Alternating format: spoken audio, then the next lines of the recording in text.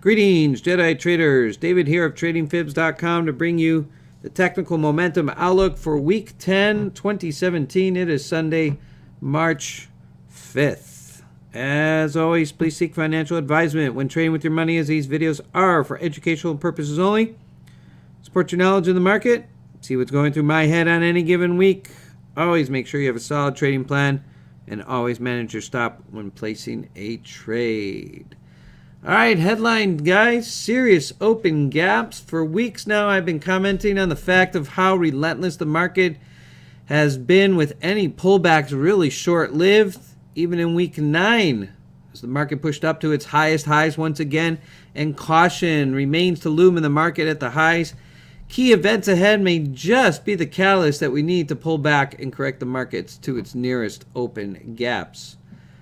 While remaining open gaps may be an entirely other article to write, I mentioned it here briefly in awareness that the U.S. indices, while sitting at some very comfortable levels upside, will at some point need to close out what I call unfinished business before rallying higher. Let's go ahead and pull up that open gap chart that we look at frequently. And as you can see here, all these white horizontal lines indicating where an open gap on regular trading hours exists. NQ successfully pulling back this week actually to close that out. But let's go ahead and pull up the ES, for example. You can see all these open gaps remaining below, even all the way down to 1860.75 at this point.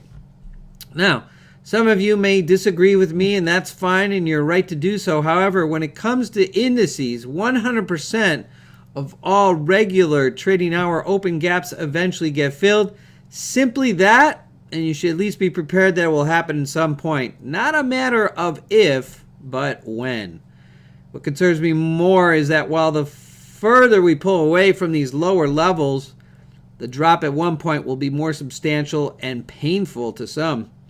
Obviously, for the long-term trader, a fantastic opportunity to average in a lower price. Be mindful of stops and that markets move in both directions. All right, week 9, quick recap here. Week 9, as you can see posted here each week, highlight of each trading session. We pushed some all-time highs again there on Monday and on Wednesday, day 3. A little bit of celebration there on day 2 with Fat Tuesday. But it was day 4 and 5, kind of the highlight of the week really was the Snapchat IPO. So week 9 seemed to really just focus on POTUS Trump's address to Congress, numerous Fed speakers with Yellen, and topping that week off with those Snap IPOs. Don't even get me started on the IPO, so we'll just continue as markets gap up on POTUS Trump's address and rallied higher to only pull back and close out the open gap on the NQ like we just saw on the chart.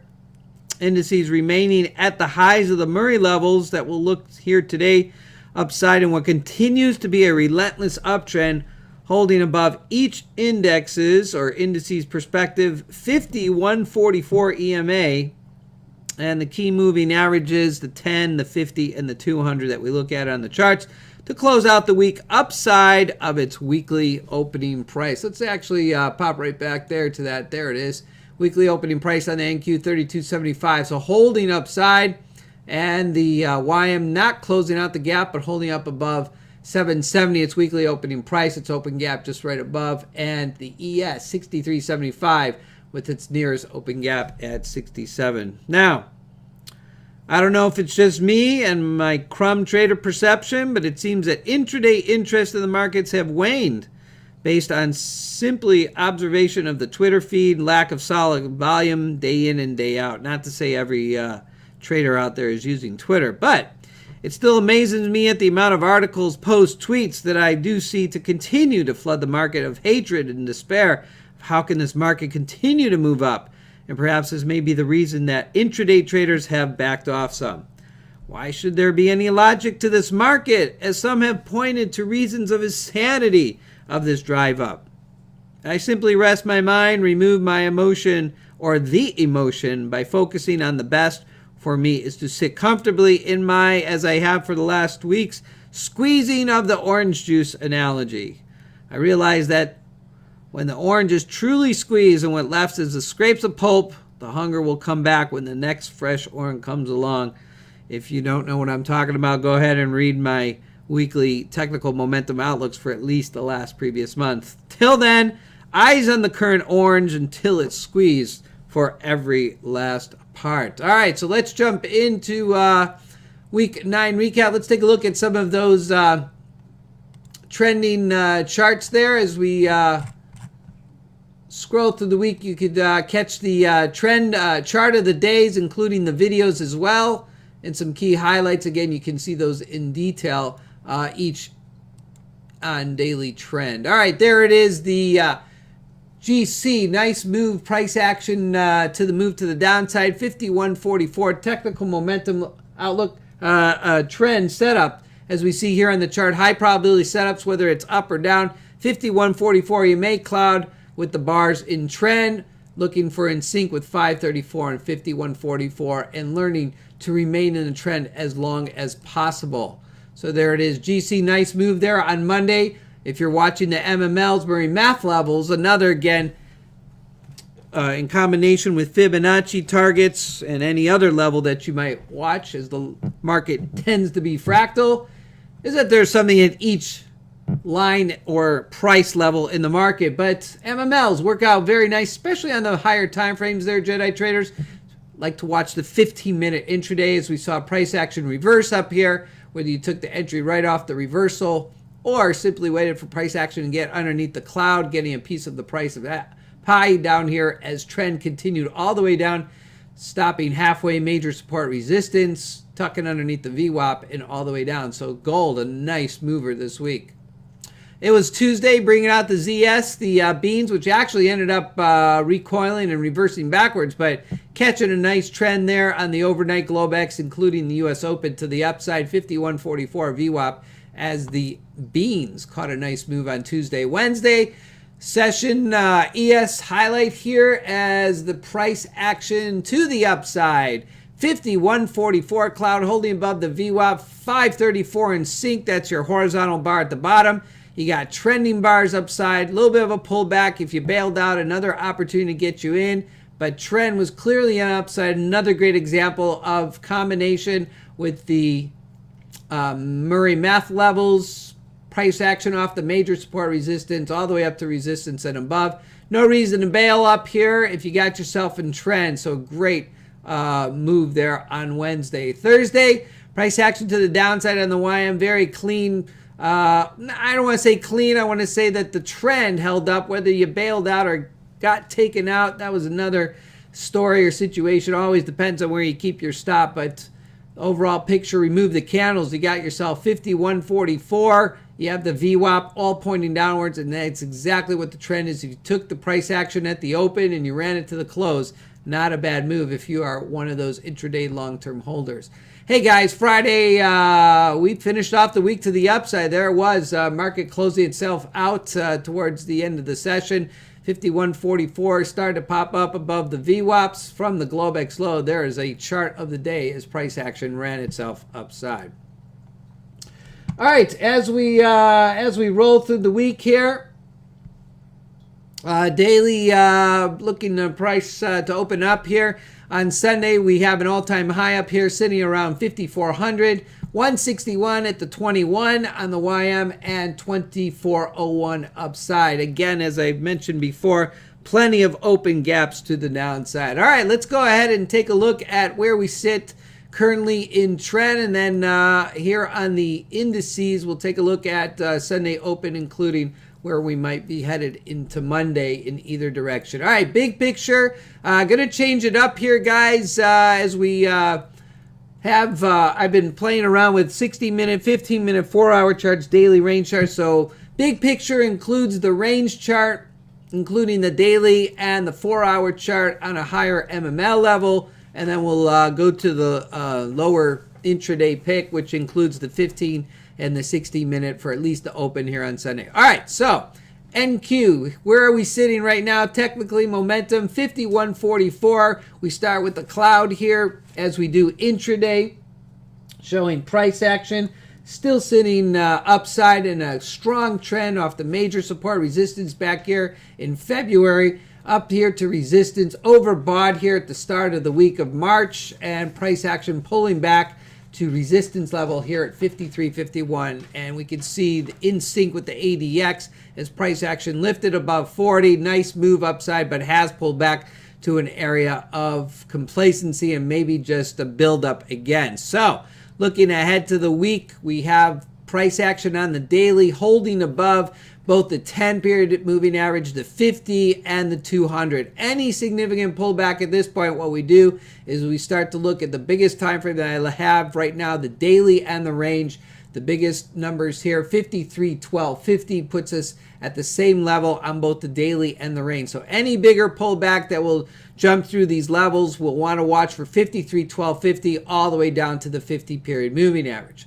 Well, before we get to that 53.12, 50, again, we have the same level on the 4-hour chart. So we are in sync all the way across the board on the bigger picture. Anything downside, we'll be looking at major support resistance all the way down to 51.56 on both the NQ and the 4-hour and the range chart. Anything lower under the 50, we'll be looking all the way down to 5,000. Looking upside, again, we have the levels up here, 53.90. 53.91 and all the way up to 54.29 up here, 54.68 on the daily. But what I like to do is I like to go to the smaller time frames to begin off the week, and this is what we post each day. The bigger picture is the daily, the 4-hour, and the range like we just saw. But each daily trend, 15 minutes prior to the market open, I like to look at where did the Globex session run. So looking into Sunday's open, right now, if any pullback were to occur, I would be looking down to 53.61 at first and down to 53.52. Looking at the 60-minute chart, we have our level down here at 53.12 downside, 53.90 upside, as well as on the 4-hour chart. Usually the 4-hour chart lately and again, I want to point out the fact that this is a 4-hour chart here, but on a higher MML level where the MMLs here are on a shorter time frame, so pretty much shows me a week's projection here. So anything upside, looking at 53.91 at this point and just slightly above, and to the downside would be looking around 53.12, 53.02. 60-minute, again, smaller time frame. The 15-minute can change intraday 1 to 2 times, so it's not the bigger picture. So that's where we sit at for the Sunday open. All right, let's jump over to the YM. Taking a look at the picture here, we have 250 upside. Here's the ADX popped upside again, watching to see if we hold the momentum upside. Directional movement index kind of looking for a crossover here. So we'll look here to the let's pull up the 60, there it is, daily and 4-hour before we get to the smaller intraday. YM again, looking up here at 250 on both the daily and the range chart, holding above the 51.44. Any pullback at this point, watch for the break of the 10 EMA down to 625. 625 will be major support here on the 4-hour chart. Anything lower, look to the 50 SMA and then eventually down to 20,000. Before we get there, we'll be looking at 23.13 here on the 4-hour MML chart. Major support resistance deeper down here at 625. 625 first before we get any lower. Let's take a look here for the Sunday open. Taking a look at the YM 4-hour chart, 16-minute chart, and the 15-minute chart. Let's see. We got all our charts together. Here we go. 4-hour, 60 minutes on the YM. I think I'm a little bit, hang on a second here. We got the 4-hour chart. Let's see here a second. There we go. 60 minutes. Just slide that over. All right. There we go. 60-minute chart on the YM. There's our 15-minute chart and our 4-hour chart. Great. All right. So weekly big picture. Again, we have the bigger numbers here that we just saw on the 4-hour chart here. Change the MML levels to represent about a week's worth of price action. We could see price action up to 21.94 all the way down to 781. That would be my first levels I'd be watching. 60-minute chart, we got similar levels here, so we're in sync on the 60-minute chart. 15-minute chart, remember, we got room to the upside to get up there to at least that 250 if we're headed upside. So watching 16 at 21 all the way up to the overbought up here at 35, up above the levels of 21K, all the way down to 938 for at least the Globex session headed into Sunday Globex Open and Monday Open. All right, wrapping ourselves up here on the indices. Let's jump into the ES as we continue to hold above 312.50, 5034 cloud up here. ADX again pulling back, a little bit of resistance there on Friday. I apologize, midweek pulling back here, so not getting that move, but finding that support there at 23.75. All right, taking a look at the daily, the 4-hour, and the range chart, seeing if there's any across the board similarities. Exactly what we get. 4-hour, I like to see these in sync. That means congruity amongst the charts, where ES is holding up here at 23.75. Anything deeper will be starting to look break of the 10 all the way down to 50 SMA, all the way down to 43.75. Anything lower than that will be starting to head to 23.1250 on the range chart here. Now, ES, looking through the Sunday Open, 4-hour, 60-minute, and 15-minute chart here on the ES. 4-hour chart, look to 91 for the week first, all the way up to 98, and all the way down to 59 here on the 4-hour chart. We are in sync on the 60-minute chart. Like to see that. And the smaller time frame for the Globex Sunday Open, watch 23.82 upside, all the way down 78 to 75. All right, some of the other key charts that we look at each day on the screen share. 6J, the yen price action still maintains downside here on the daily chart, holding around the 50-period moving average and support level. A lot of consolidation once we hit that reversal, little pop-up, sideways action. 4-hour chart's been pulling back, so finding support here as well at 87.50 across the board, both on the 60-minute, 4-hour chart and the daily big pick. So price action, look for any movement upside to 88.28 for first level resistance, up to 89.06. Remember, you'd want to look intraday for the 15-minute, as we just saw on the indices and 60-minute charts. Crossing over here to the 6E, the euro 4-hour charts, again sitting up here at $1.06, which is major support resistance on the 4-hour. So anything upside, look to $1.06. Up here, anything downside, look to break the 89 EMA back down to $1.05, $1.04. Here around the daily, again, 50 SMA upside resistance. Anything upside, look to $1.07, which would be overbought up here on the 4-hour chart. So really, current trend on the euro still holding to the downside. Taking a look at the crude price action again on the daily gaps on the crude. You can see price action well within a range here as we have been moving downside. 54.53 was the weekly opening price on crude, so we really held down. Next open gap up here, 53.63. Hoping to get that 55.41, but before we do that, we actually have open gaps to the downside. All right, so crude heading into the week, 50 SMA here holding around. Major support resistance all the way down to 50, but we are holding at the lows here on the 60-minute chart here at around 53.13. Any move to the upside, watch 53.91. That would be the next move upside on the 60-minute chart, as well as the 4-hour chart up here. And finishing up on the gold here, 60 minutes, 15-minute on the gold. And I apologize, let's get that 60-minute chart, 4-hour chart, and the daily. There we go. Price action on the gold here. As we sit here at major support resistance right below the 89 EMA, resistance up here, 1250. The trend for gold would be to come back down here, test maybe the 50-period moving average. Major support resistance downside would be here around 1187.50. So current trend on gold, resistance up here would mean a pullback at this point, but on the smaller time frames, 4-hour charts, let me see here. I apologize. That's still the CL. Let's get a 4-hour GC. There we go. Price action, again, headed downwards from the upside. So I'd be looking at 1218, which would line up with the 50 SMA. So if we go grab that, that would be the move downside around 1218. Anything back upside would be 1250. All right, week 10, one step closer to contract rollover. Non-farm payrolls report on Friday. The obvious prospect for a next rate hike are on plenty of traders' radars, and we'll be monitoring for any clues. Technically, right now, we remain near the highs after a midweek pullback with serious open gaps remaining below, as highlighted above in the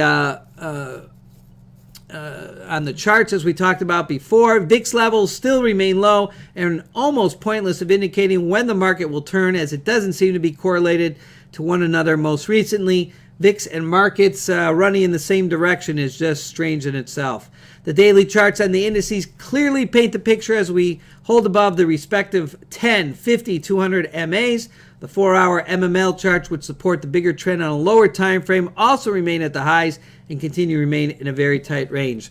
Watch for those SPX 2400 strike calls. As I had mentioned, the upper levels on the ES just shy of that, around 2390-ish. So 2400 again, strike open calls for open interest mid-month, as I could see the ES retesting those upper levels.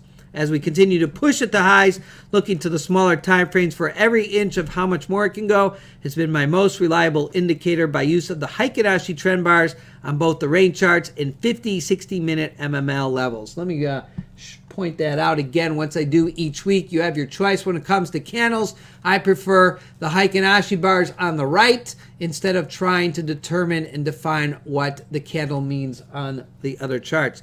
Throw in a daily, weekly, and monthly VWAP for good measure, something I started to do this week, throwing in an additional VWAP on the chart. As you can see here, multiple levels of resistance, or at least a pause in trend as the market stalls there on a continuous basis. I'm not saying it hits the level and then that's it. I'm just saying gives reason for cause. Maybe if you got one or two bars prior to one of those levels, you might just wait for price action to follow through. So the bottom line as we head into week 10 here, until the market show evidence of distribution, there's only one trend at this point. Probability of at least a pullback might happen to close out last week's open gap as in play before moving higher. Technical momentum probability continues to remain at this point to lead us higher on the indices. On the bigger pick, in my opinion, if all things remain constant and nothing occurs to shake things up in quotes downside, it still won't take much. I state this with caution. As seen in the charts below, we are at a technical momentum decision time on a bigger picture. And when I say the technical on the charts, I meant the blog and anything we've seen today, as we've been in week after week, based on my strategy that puts price action at these upper levels in a tight range. I resort intraday to the 60, 50-minute chart for any alert of change in trend or continued movement upside through my social media, my daily outlooks, including my daily outlook, the post that I use 15 minutes prior to the open. For the indices ETF or long-term holder, different rules may apply, as quarterly rebalancing is my preference for managing such markets. Option to move, trailing stop to key MML, Fibonacci, or moving average levels can lock in more profit if and when a pullback may occur. I can't highly recommend Jason Kelly, jasonkelly.com. Check out his rules of quarterly rebalancing on the 3-6, including his YouTube channel. Also want to give a shout out this week to Shadow Trader, doing a great weekly, not only on his cumulative tick, but one of the reasons I tend to use the HA bars to show me exactly where the trend is. So great post there, as well as the shout out for the week on trading psychology. You have the strategy, but when it comes to the psychology of the market, that is our recommendation for the month. Get yourself your head in a book. That's my recommendation. All right, that concludes an insight into the daily trend and technical momentum of the indices in key futures markets. Feel free to stop by at tradingfibs.com or any of my social media outlets to obtain more information. My mantra of one simple strategy: any market, any chart, any time frame will keep you disciplined. You can find me every day on Twitter at TradingFibs. And as always, I leave the crystal ball to the experts, only watching what's in front of me and on my charts. And as always, leave your bias at the door when trading. For those of you that are interested in joining us in our community of like-minded traders seeking those highest probability setups, feel free to email me, David at tradingfibs.com. You may join us on any Thursday or Fridays to view the live chart setups as they happen in the trading day. Hey guys, have yourselves a Blue Zone week wherever you may be. Good day, good night, and good trading to you.